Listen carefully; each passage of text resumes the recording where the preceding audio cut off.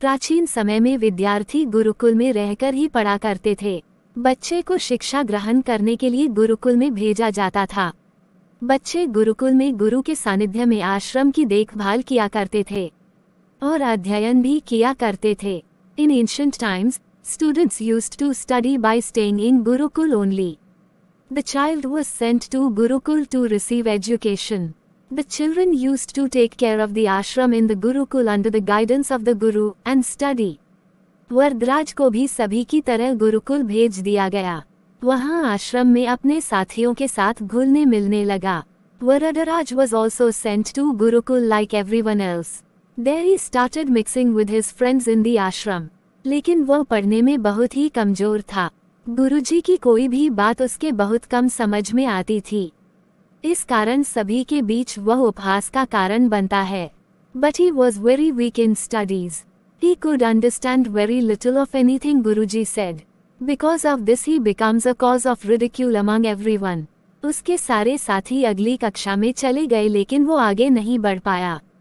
गुरुजी जी ने भी आखिर हार मानकर उसे बोला, बेटा वरदराज, मैंने सारे प्रयास करके देख लिए हैं। अब यही उचित होगा कि तुम यहाँ अपना समय बर्बाद मत करो। अपने घर चले जाओ और घर वालों की काम में मदद करो। All his friends moved to the next class but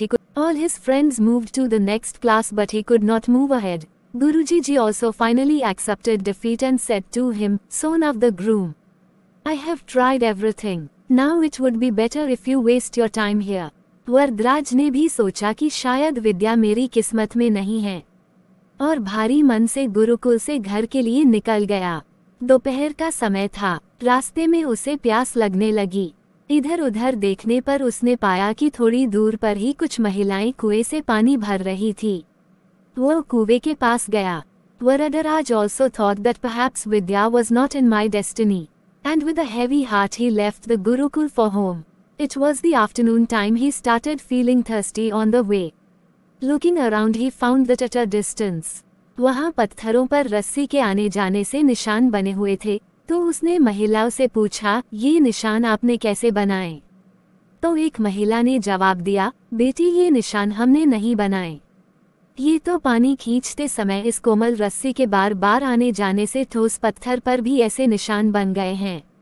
There were marks on the stones due to the movement of the rope, so he asked the women, how did you make these marks? One woman replied, son, we did not make this mark. This is what this soft rope does while drawing water. Varadraj सोच में पड़ गया। उसने विचार किया कि जब एक कोमल से रस्सी के बार बार आने जाने से एक ठोस पत्थर पर गहरे निशान बन सकते हैं तो निरंतर अभ्यास से मैं विद्या ग्रहण क्यों नहीं कर सकता। Varadraj got lost in thought.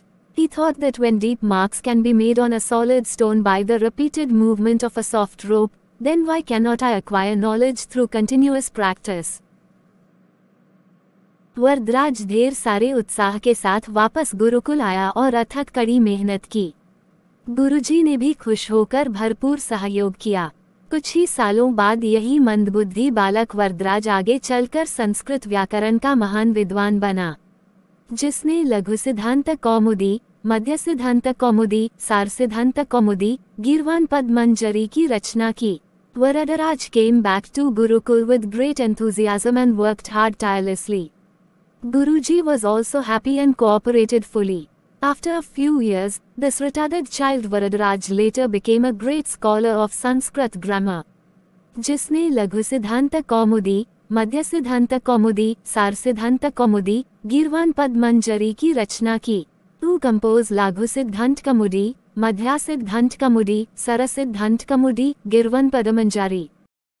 तो दोस्तों, अभ्यास की शक्ति का तो कहना ही क्या है। यह आपके हर सपने को पूरा करेगी। अभ्यास बहुत जरूरी है, चाहे वो खेल में हो या पढ़ाई में या किसी और चीज में। बिना अभ्यास के आप सफल नहीं हो सकते हो।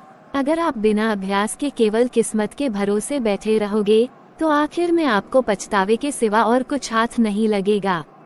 इसलिए अभ्यास के साथ धैर्य, परिश्रम और लगन रखकर आप अपनी मंजिल को पाने के लिए जुट जाए। अगर वीडियो अच्छा लगा तो शेयर जरूर करना। Friends, what can we say about the power of practice? It will fulfill all your dreams. Practice is very important whether it is in sports or studies or anything else.